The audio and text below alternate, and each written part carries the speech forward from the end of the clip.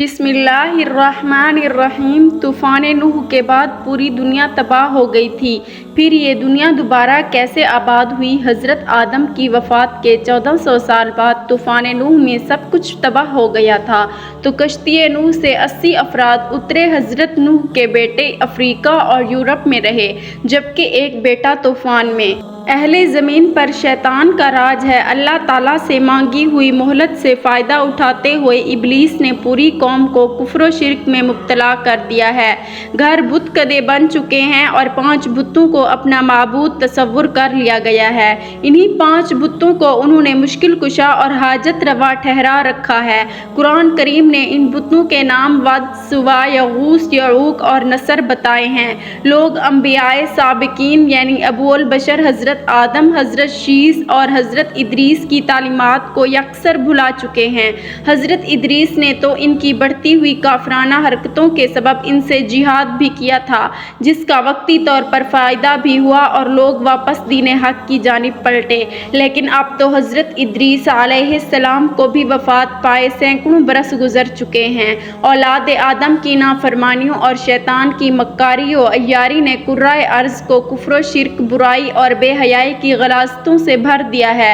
ابلیس اپنی کارکردگی پر بہت خوش ہے اور ادھر آسمانوں میں فرشتے اہل زمین کی مخدوش حالت اور شیطان کی کامیابی اور اس کے مکر و فریب پر حیران بھی ہیں اور پریشان بھی۔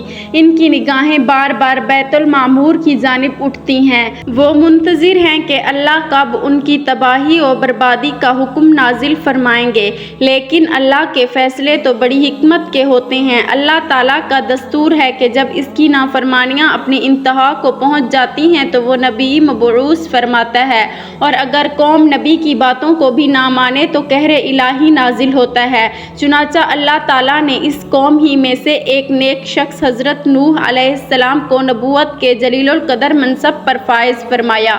قرآن پاک میں ارشاد ہے، ہم نے نوح کو ان کی قوم کی طرف نبی بنا کے بھیجا۔ انہوں نے ان سے کہا، میں تم کو کھول کھول کر ڈر سنانے اور یہ پیغام پہنچانے آیا ہوں کہ اللہ کے سوا کسی کی عبادت نہ کرو۔ اگر تم اسی طرح کفر و شرک میں مبتلا رہے تو مجھے ڈر ہے کہ تم کسی سخت عذاب الہی میں مبتلا نہ ہو جاؤ۔ لیکن قوم نے ان کی ہدایات کو حقارت سے ٹھکرا دیا۔ حضرت عبداللہ بن عباس رضی اللہ تعالیٰ عنہ سے روایت ہے کہ اللہ تعالیٰ نے حضرت نوح کو 40 برس کی عمر میں نبوت عطا فرمائی۔ طوفان سے پہلے آپ مسلسل 950 برس تک اپنی قوم کو وعظ و تبلیغ کرتے رہے۔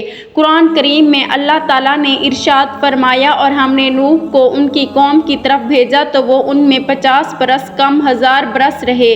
یوں قرآنی تصریح کے مطابق ان کی عمر 950 برس سے متجاوز ہوئی ہے۔ حضرت نوح علیہ السلام طویل عرصے سے ہمہ وقت تبلیغ دین میں مصروف رہنے کے باوجود اپنی قوم کی بے راہ روی پر بڑے دل گرفتہ رہے۔ ان کی قوم انہیں طرح طرح کی اذیتیں دیتی، ان پر مصائب کے پہاڑ ڈھاتی، لیکن وہ صبر کرتے اور ان کے لیے دعائے خیر کرتے رہتے۔ حضرت ابن عباس روایت کرتے ہیں کہ نبی کریم صلی اللہ علیہ وآلہ وسلم نے فرمایا، کسی نبی کو اپنی قوم کے ہاتھوں اتنی تکلیف اور اذیت نہیں پہنچی جتنی حضرت نوح کو اپنی قوم کے ہاتھوں برداشت کرنی پڑی۔ کافر ان کو ڈراتے دھمکاتے اور تبلیغ سے باز رہنے کے لیے اتنا مارتے کہ وہ بے ہوش ہو جاتے، کبھی ان کے گلے میں پھندا ڈال کر بازاروں میں گھسیٹتے پھرتے۔ حضرت ابن عباس سے ایک اور روایت منقول ہے کہ ان کی قوم انہیں اتنا مارتی کہ وہ گر جاتے تو ان کو کمبل میں لپیٹ کر کسی مکان یا ویرانے میں ڈال دیتے اور سمجھتے تھے کہ وہ انتقال کر گئے ہیں، مگر پھر جب ان کو ہوش آتا تو دوبارہ اپنی قوم کو راہ حق کی طرف بلانے میں مصروف ہو جاتے۔ حضرت نوح کی تبلیغی جدوجہد 950 سال تک جاری رہی۔ رات کی تنہائیوں میں آنسوں کے سمندر کے دوران اپنے رب سے قوم کے لیے دعائیں کرتے، اے میرے پروردگار، میری قوم نادان ہے، نا سمجھ ہے، اسے معاف کر دے۔ نیز اس دوران اپنی قوم کو ہر ممکن طریقے سے سمجھاتے رہے، کبھی عذاب الہی سے ڈراتے تو کبھی دوزخ کی سختیوں اور جنت کی نعمتوں کا ذکر فرماتے، لیکن قوم ان کا تمسخر اڑاتی بھپتیاں کستی، گویا وہ کانوں سے بہرے اور آنکھوں سے اندھے ہو چکے تھے۔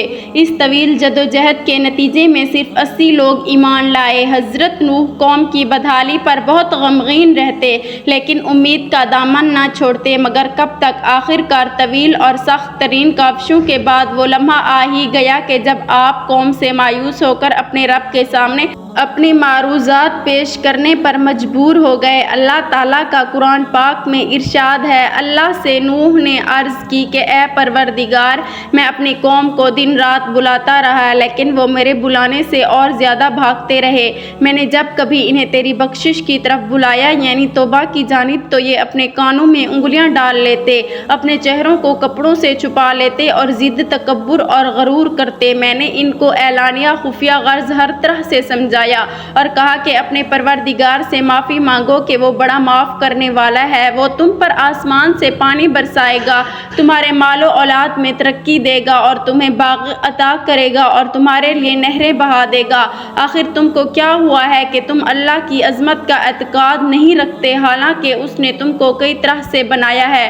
کیا دیکھتے نہیں ہو کہ اللہ نے کس طرح 7 آسمان اوپر تلے بنائے ہیں، ان میں چاند کو خوب چمکاتا ہوا اور سورج کو چراغ بنایا، اور اللہ ہی نے تم کو زمین سے ایک خاص طریقے سے پیدا کیا، پھر وہ تمہیں اس زمین میں واپس لے جائے گا اور اس سے یکایک تم کو نکال کھڑا کر دے گا، اور اللہ نے زمین کو تمہارے لیے فرش کی طرح بچھا دیا تاکہ تم اس کے اندر کھلے راستوں میں چلو۔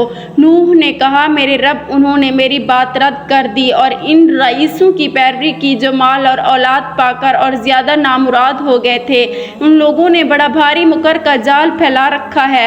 انہوں نے یعنی رئیسوں نے کہا کہ اپنے معبودوں کو ہرگز نہ چھوڑنا اور ود اور سوا اور یغوث اور یعوق اور نصر کو کبھی ترک نہ کرنا۔ انہوں نے بہت لوگوں کو گمراہ کیا ہے اور تو بھی ان ظالموں کو گمراہی کے سوا کسی چیز میں ترقی نہ دے۔ آخر وہ اپنے گناہوں کے سبب پہلے غرق کر دیے گئے، پھر آگ میں ڈال دیے گئے تو انہوں نے اللہ کے سوا کسی کو اپنا مددگار نہ پایا۔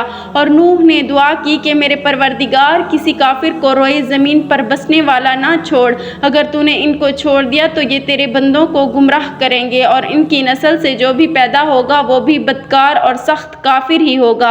اے میرے پروردگار، مجھ کو اور میرے والدین کو اور ہر اس شخص کو جو میرے گھر میں مومن کی حیثیت سے داخل ہوا ہے اور سب مومن مردوں اور عورتوں کو معاف کر دے اور ظالموں کے لیے اور زیادہ تباہی بڑھا۔ سورۃ نوح۔ حضرت نوح علیہ السلام کی گزارشات بارگاہ خداوندی میں قبول فرما لی گئیں اور اللہ تعالیٰ نے ان کی طرف وحی نازل فرمائی۔ قرآن کریم میں ارشاد ہے، اور نوح کی طرف وحی کی گئی کہ تمہاری قوم میں جو لوگ ایمان لا چکے ہیں ان کے سوا اب اور کوئی ایمان نہیں لائے گا، تو جو کام یہ کر رہے ہیں ان کی وجہ سے غم نہ کھاؤ اور ایک کشتی ہمارے حکم سے ہمارے روبرو بناؤ، اور ان کافروں سے متعلق اب کوئی گفتگو ہم سے نہ کرنا کیونکہ یہ سب لازمی طور پر غرق کر دیے جائیں گے۔ ابن کثیر نے لکھا کہ بعض بزرگوں کے مطابق اللہ تعالیٰ نے حضرت نوح کو یہ بھی حکم فرمایا کہ فلاں درخت اگاؤ جس سے کشتی بنائی جائے گی، تو حضرت نوح علیہ السلام نے وہ درخت اگایا اور 100 سال تک اس کا انتظار کیا، پھر اس کو کاٹ کر چھیلا ہموار کیا۔ اس میں بھی ایک قول کے مطابق 100 سال اور دوسرے قول کے مطابق 40 سال کا عرصہ لگ گیا۔ محمد بن اسحاق رحمۃ اللہ حضرت سوری رحمۃ اللہ سے نقل کرتے ہیں کہ وہ لکڑی ساگون کی تھی اور دوسرے قول کے مطابق وہ صنوبر کے درخت کی تھی۔ حضرت ابن عباس سے مروی ہے کہ اس کشتی کی لمبائی 1200 گز اور چوڑائی 600 گز تھی۔ ایک اور قول کے مطابق لمبائی 2000 گز اور چوڑائی 100 گز تھی۔ حضرت سوری رحمۃ اللہ علیہ فرماتے ہیں کہ حضرت نوح علیہ السلام کو کشتی کے اندرونی اور بیرونی حصوں میں تار کول ڈامر اچھی طرح سے ملنے کا حکم ملا تھا اور ہدایت کی گئی تھی کہ کشتی کے سامنے کا حصہ بلندی کو اٹھا ہوا ہو تاکہ وہ پانی کو چیر سکے۔ اس کشتی کی اونچائی 30 گز تھی اور اس میں 3 منزلیں تھیں۔ کشتی کے اوپر ایک ڈھکن تھا جس سے وہ بند کر دی جاتی تھی، گویا آج کے زمانے کے مطابق وہ عظیم آبدوز تھی۔ حضرت نوح علیہ السلام کشتی بنانے میں مصروف تھے۔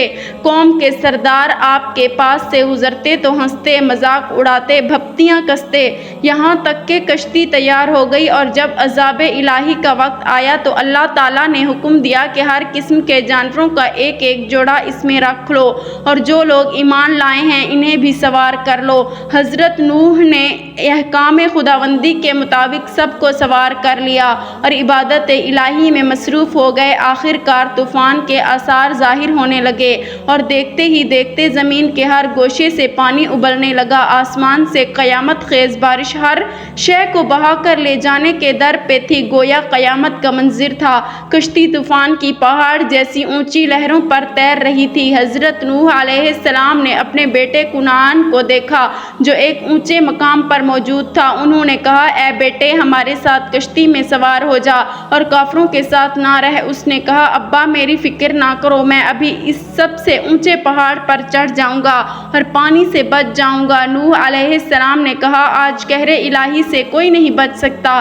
اسی اثنا میں ان دونوں کے درمیان پانی کی ایک بڑی لہر حائل ہو گئی اور وہ غرق ہو گیا۔ حضرت نوح علیہ السلام نے اپنے رب سے اپنے بیٹے کی مغفرت اور نجات کے لیے عرض کی، اے پروردگار، تو نے میرے گھر والوں کی بخشش کا وعدہ فرمایا ہے تو یہ بیٹا بھی گھر والوں میں ہے۔ اللہ تعالیٰ نے فرمایا، اے نوح علیہ السلام، وہ تیرے اہل میں سے نہیں ہے کیونکہ اس کے اعمال اچھے نہیں ہیں۔ طوفان نوح میں پانی کی لہریں اس قدر بلند تھیں کہ انہوں نے روئے زمین کے تمام پہاڑوں کو بھی چھپا لیا تھا۔ زمین پر کوئی بھی چیز زندہ سلامت نہ تھی، سب کچھ نیست و نابود ہو چکا تھا۔ صرف حضرت نوح علیہ السلام کی پہاڑ نما کشتی تھی جو اللہ کی مدد سے پانی کی بلند و بالا بھری خوفناک موجوں میں تیرتی پھر رہی تھی۔ حضرت ابن عباس سے روایت ہے کہ کشتی میں 80 اشخاص تھے اور ہر ایک کے ساتھ ان کا کنبہ بھی تھا، اور یہ لوگ کشتی میں تقریباً 150 دن رہے اور اللہ تعالیٰ نے کشتی کا رخ مکہ مکرمہ کی طرف پھیر دیا تھا۔ کشتی 40 دن بیت اللہ کے گرد چکر لگاتی رہی۔ اس کے بعد اس کا رخ جبل جودی کی طرف پھیر دیا گیا جہاں وہ ٹھہر گئی۔ پھر حضرت نوح علیہ السلام نے اہل زمین کی خبر لینے کے لیے ایک کوے کو بھیجا۔ کوے نے زمین پر مردار دیکھے تو ان پر جھپٹ پڑا اور تاخیر کی، جس کی وجہ سے کبوتر کو بھیجا۔ کبوتر ایک زیتون کے پتے کو لے کر آیا اور اس کے پاؤں کیچڑ میں لتھڑے ہوئے تھے، جن کو دیکھ کر حضرت نوح علیہ السلام نے اندازہ لگایا کہ زمین خشک ہو چکی ہے۔ حضرت نوح علیہ السلام جودی پہاڑ سے زمین پر اتر آئے اور ایک بستی تعمیر کی جس کا نام سمانین رکھا، یعنی 80 آدمیوں کی بستی۔ اسی دوران ایک مرتبہ صبح کو اٹھے تو ہر آدمی کی زبان بدل چکی تھی، یعنی 80 زبانیں ہو چکی تھی۔ لوگ ایک دوسرے کی زبان نہیں سمجھ پا رہے تھے تو حضرت نوح علیہ السلام ہر ایک کی ترجمانی فرماتے تھے۔ حضرت قصادہ وغیرہ فرماتے ہیں کہ قوم نوح کے یہ افراد محرم الحرام کی 10ویں تاریخ کو کشتی سے باہر آئے۔ حضرت نوح علیہ السلام کا قصہ قصص القرآن کے نہایت ایمان افروز واقعات میں سے ایک ہے، جس کی تفصیل سورۃ نوح کے علاوہ سورۃ الاعراف، سورۃ یونس، سورۃ ہود، سورۃ المومنون، سورۃ الشعراء، سورۃ العنکبوت، سورۃ صافات، سورۃ القمر میں موجود ہے۔ نیز دیگر سورتوں میں بھی حضرت نوح علیہ السلام کا ذکر ہے۔ سورۃ نوح 28 آیات پر مشتمل ہے۔ یہ اسلام کے ابتدائی دور میں نازل ہونے والی صورتوں میں شامل ہے۔ یہ اس دور میں نازل ہوئی کہ جب کفار مکہ کی مخالفت شدت اختیار کر چکی تھی، مسلمانوں پر ظلم و ستم کے پہاڑ توڑے جا رہے تھے۔ چنانچہ اللہ تعالیٰ نے اس سورۃ مبارکہ کو نازل فرما کر ایک طرف سے کفار مکہ کو متنبہ فرمایا کہ اگر وہ راہ راست پر نہ آئے تو ان کا انجام بھی وہی ہو سکتا ہے جو قوم نوح کا ہوا۔ اللہ تعالیٰ نے قوم نوح کو ان کی نافرمانیوں کے سبب طوفان باد و بارہ کے ذریعے غرق کر دیا تھا۔ کوئی جاندار شے باقی نہیں بچی۔ کشتی میں موجود افراد اور جانوروں کے سوا ہر چیز نیست و نابود ہو چکی تھی۔ پھر اللہ تعالیٰ کے حکم سے آسمان تھم گیا اور پانی خشک ہو گیا۔ پھر اللہ تعالیٰ نے حکم دیا کہ اے نوح، ہماری طرف سے سلامتی اور برکتوں کے ساتھ جو تم پر اور تمہارے ساتھ کی جماعتوں پر نازل کی گئی ہیں، اتر آؤ۔ چنانچہ حضرت نوح علیہ السلام نے ایک نئی بستی بسا کر دنیا کے کاروبار کو از سرے نو جاری و ساری کیا۔ اسی لیے آپ علیہ السلام کو آدم ثانی بھی کہا جاتا ہے۔ طوفان گزر جانے کے بعد جب کشتی جودی پہاڑ پر رکی تو اس میں 80 افراد تھے۔ اس بارے میں حضرت عبداللہ بن عباس رضی اللہ تعالیٰ عنہ سے روایت ہے کہ طوفان نوح گزرنے کے بعد 80 افراد کشتی سے اترے۔ انہوں نے اور ان کی اولاد نے زمین کو نئے سرے سے آباد کیا۔ وہی لوگ طوفان گزرنے کے بعد اس دنیا کے باشندے تھے۔ حضرت امام ابن عساکر رحمۃ اللہ علیہ اپنی کتاب تاریخ دمشق لابن اکاثر میں لکھتے ہیں کہ حضرت آدم علیہ السلام کی دنیا میں تشریف لانے سے لے کر اب تک 9288 साल गुजर चुके हैं और हज़रत नूह अलैहिस्सलाम और हज़रत मूसा अलैहिस्सलाम का दरमियानी वक्फा 1907 साल है। हज़रत आदम और हज़रत नूह के दरमियान 1142 साल का फ़र्क है, यानी हज़रत आदम की वफ़ात के तकरीबन 1420 साल बाद तूफ़ान नूह का अज़ाब दुनिया पर वाक़ हुआ। जब ये 80 लोग कश्ती से उतरे तो ये शुरू में बाबल के इर्द गिर्द आबाद हुए और वहाँ उन्होंने एक बाज़ार भी कायम किया जिसको सोके समानीन यानी 80 अफराद का बाज़ार कहा जाने लगा। शुरू में ये लोग मुख्तलिफ ज़ुबानें बोलते थे, फिर अल्लाह पाक ने इन पर अपना करम किया और उनको एक नई ज़ुबान अरबी से मुतारिफ करवा दिया। हज़रत नूह की औलाद के बारे में 2 रिवायात पाई जाती हैं। पहली रिवायत यह है कि तूफ़ान से कबल हज़रत नूह की कोई औलाद ही ना थी, जबकि दूसरी रिवायत जो कि काफ़ी मुस्तनिद के तूफ़ान से पहले हज़रत नूह की औलाद मौजूद थी और इनके बड़े बेटे साम की उम्र 98 बरस थी। ये याद रहे कि तूफ़ान नूह में तमाम इंसानियत को अल्लाह पाक ने हलाक कर दिया सिवाय इन 80 अफराद के जो कि हज़रत नूह पर ईमान लाए और कश्ती में सवार हुए। आज ये सारी दुनिया नस्ल नूह अलैहिस्सलाम ही मानी जाती है। अल्लाह पाक कुरान पाक में फरमाते हैं और हमने इसकी औलाद को बाकी रखा। हज़रत इब्ने अब्बास रज़ियल्लाहु ताला अन्हु फरमाते हैं कि हज़रत नूह के 4 बेटे पैदा हुए, साम, हाम, याफिस और कुनान। हज़रत साम की औलाद सफ़ेद और गंदमी रंग की पैदा हुई। हज़रत हाम की औलाद काली पैदा हुई। तीसरे बेटे हज़रत याफिस की औलाद सुर्खी माइल पैदा हुई और चौथा बेटा कुनान था जो कि तूफ़ान नूह में ही गार्क हुआ था। हज़रत अबू कसादा रज़ियल्लाहु ताला अन्हु से रिवायत है कि तमाम इंसान हज़रत नूह की ही औलाद हैं। चुनांचे ये 80 अफराद की औलाद बढ़ते बढ़ते 1 लाख तक पहुँच गई और उन्होंने बाबल को अपना मस्कन बना लिया। जब जगह तंग पड़ने लगी तो ये लोग दूसरे इलाकों की तरफ भी हिजरत करने लगे। हज़रत नूह इस्लाम के 3 बेटों का जिक्र जो हम पहले कर चुके हैं, आपको बताते चलें कि साम को एशियाई, हाम को अफ्रीका और याफिस को यूरोप का जदे अमजद कहा जाता है। इस बात को तारीख़ की तकरीबन तमाम कुतुब में बयान किया गया है, यहाँ तक कि मगरबी तारीख़दान भी इसको मानते हैं कि इस वक्त हम जो दुनिया में मौजूद अक़वाम हैं सब की सब हज़रत नूह के इन्हीं 3 बेटों की औलाद से हैं। हज़रत नूह के 3 बेटों में से हज़रत साम को ये एजाज़ हासिल है कि तूफ़ान के बाद आने वाले तमाम अम्बिया इन्हीं की नस्ल से थे। अल्लाह पाक की शान कैसे हज़रत आदम से इंसानों की इब्तिदा की और फिर तूफ़ान नूह ने एक दफ़ा इंसानों को ख़त्म किया और किस तरह से फिर दोबारा तूफ़ान नूह के बाद करोड़ों इंसानों को पैदा कर दिया। बेशक ज़मीनों आसमान बल्कि इस पूरी कायनात का अल्लाह ही मालिक है। हमारे लिए कितनी शर्म की बात है कि एक ही जदे अमजद होने के बावजूद हम एक दूसरे की जान के दुश्मन बने हुए हैं। अल्लाह पाक हम सबको हिदायत और भाईचारा अता फरमाए, हमें दीन की मुकम्मल समझ नसीब फरमाए और हमारा ख़ात्मा ईमान पर फरमाए। आमीन।